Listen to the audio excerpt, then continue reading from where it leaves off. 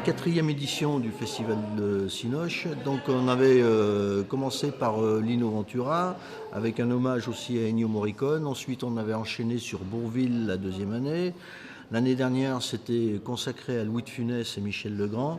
Et cette année, sur le cinéma d'action en son ensemble, avec un hommage bien soutenu vendredi soir par l'Harmonie Commentrienne.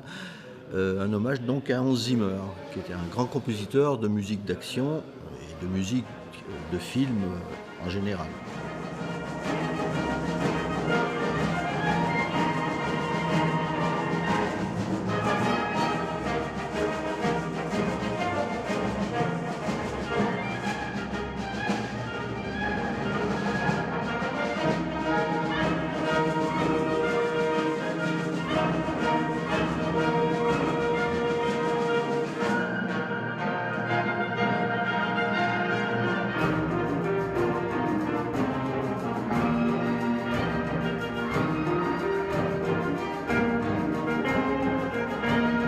Le cinéma d'action, c'est un cinéma populaire. Et nous, on aime ça, le cinéma qui rassemble les gens autour d'un thème, autour de plein d'événements, de plein de choses.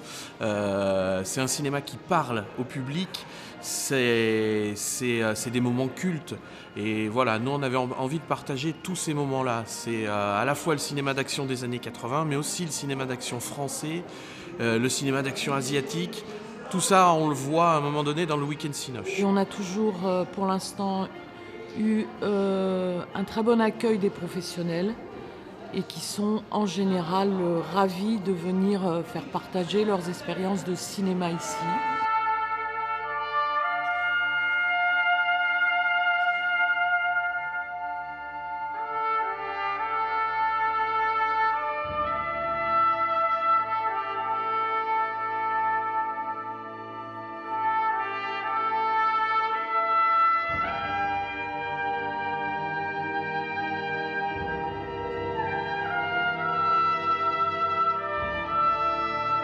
Un dimanche, on est parti à Hérisson, très belle petite ville de France, déjeuner.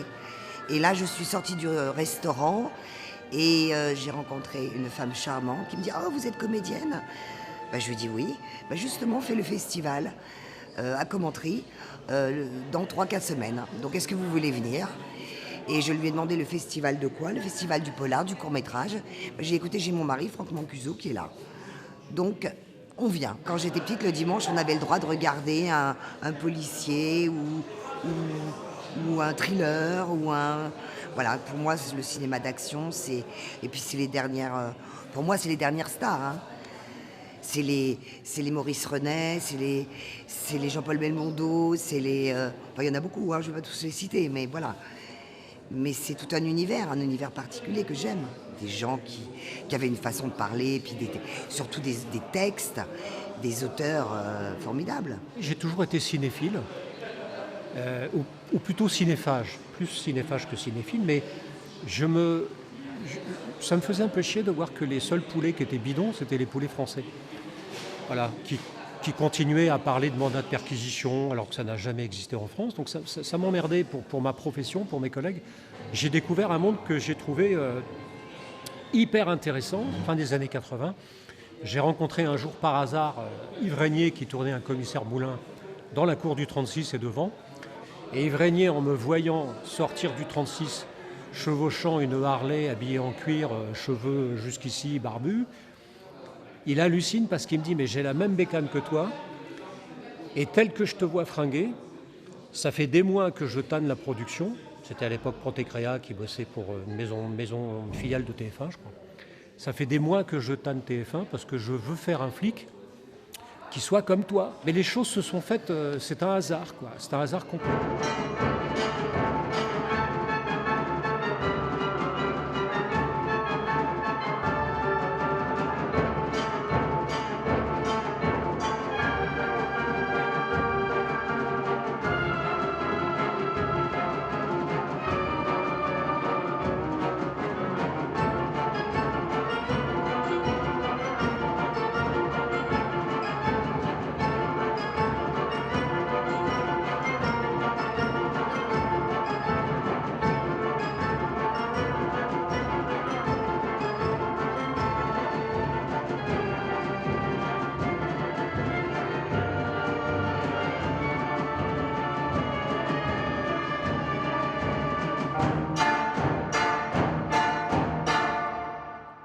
un ami de cours d'art dramatique qui avait son frangin qui travaillait dans le doublage, qui était directeur artistique, m'a donné une série brésilienne, un tout petit personnage, qui est devenu un personnage relativement principal après.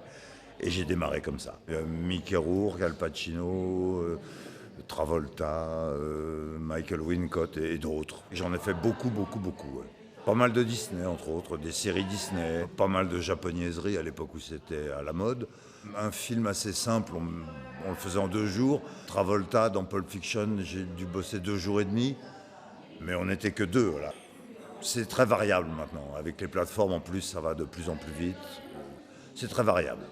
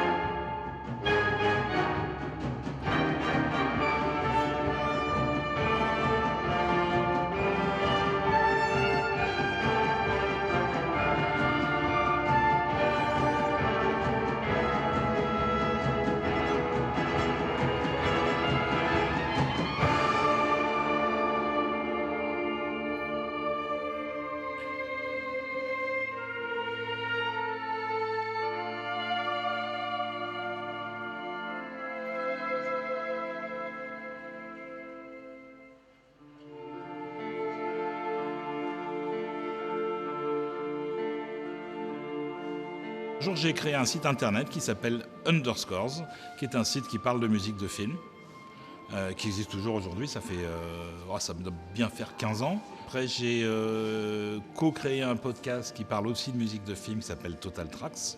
Si vous aimez la musique de film ou si vous voulez découvrir des choses, je vous invite à aller jeter une oreille parce que je pense que ça va bien vous plaire. Et j'ai aussi repris la gestion d'une radio spécialisée en musique de film, une web radio, qui s'appelle lagrandeévasion.fr. Les films d'action génèrent des musiques assez extraordinaires parfois, pas toujours, mais souvent. Il y a des choses assez magnifiques qui sont faites en termes d'action sur certains films.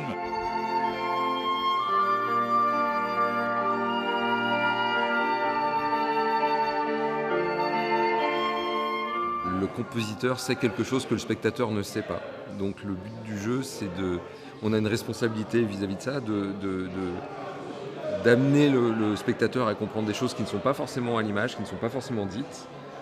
Et ça, pas parce que le réalisateur ne fait pas son travail, mais parce que on peut amener une intériorité sur un personnage qui n'est pas forcément là dans l'image. Donc c'est un travail qui se fait avec évidemment un réalisateur, avec les monteurs aussi, beaucoup. On peut donner un autre axe de lecture par la musique. On peut faire peur, on peut faire rire, on peut faire pleurer, on peut faire plein de choses. Et puis on peut aussi induire le spectateur en erreur, on peut le guider. C'est un peu ça tout le rôle de la musique dans un film. Alors, je travaille beaucoup avec Olivier Marchal, donc c'est plutôt du film policier évidemment. Dans lequel il peut y avoir des scènes d'action, mais c'est pas du cinéma d'action au sens strict du terme. Olivier Marchal est très fan du cinéma de Michael Mann notamment et d'autres. Et donc c'est plus de ce policier-là qu'on s'inspire, dans lequel il peut y avoir des scènes d'action. Ça m'est arrivé de travailler sur des séries d'action, par contre, une série qui s'appelait No Limit, qui était produite par Luc Besson, qui là pour le coup, tout est dans le titre aussi, hein. C'était vraiment purement de l'action de A à Z.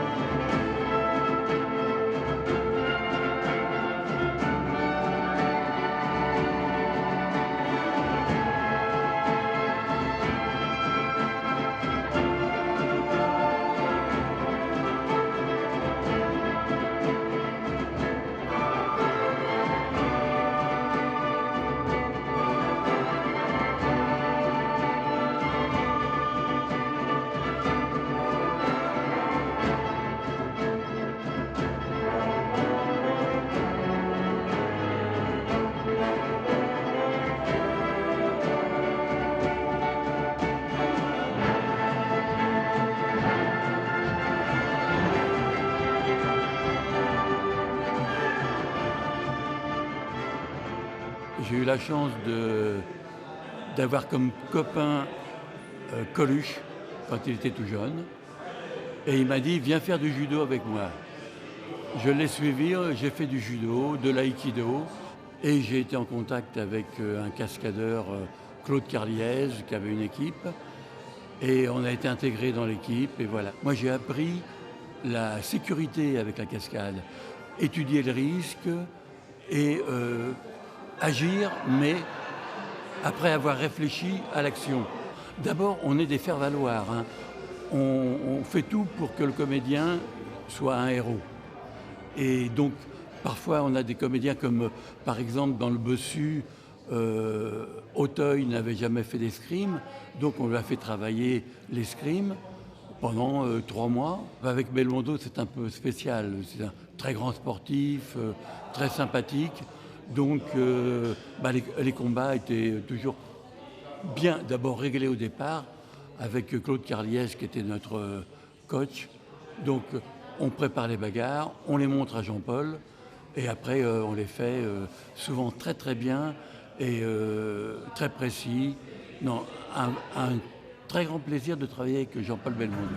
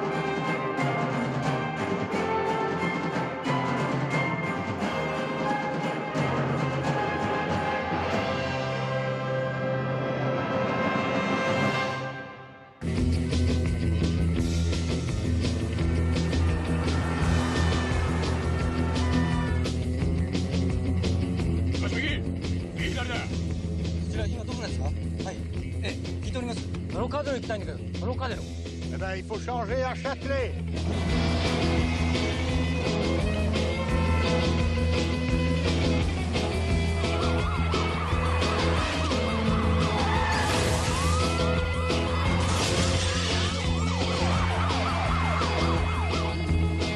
Et regarde Daniel.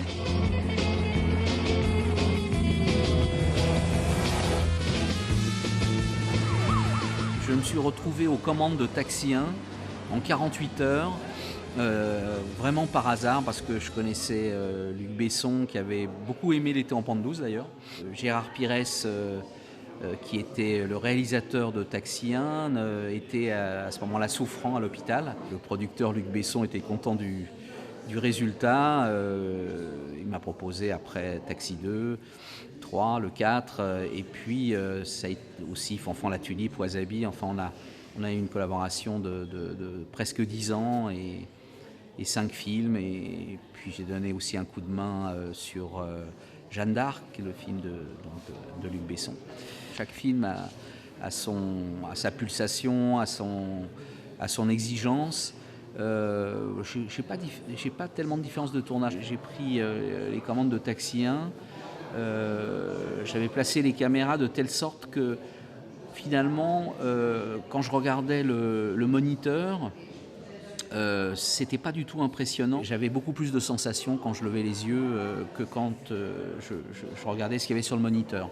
Et donc là, j'ai très vite changé la place des caméras pour pouvoir donner au spectateur cette sensation qu'on a quand on est dans la voiture.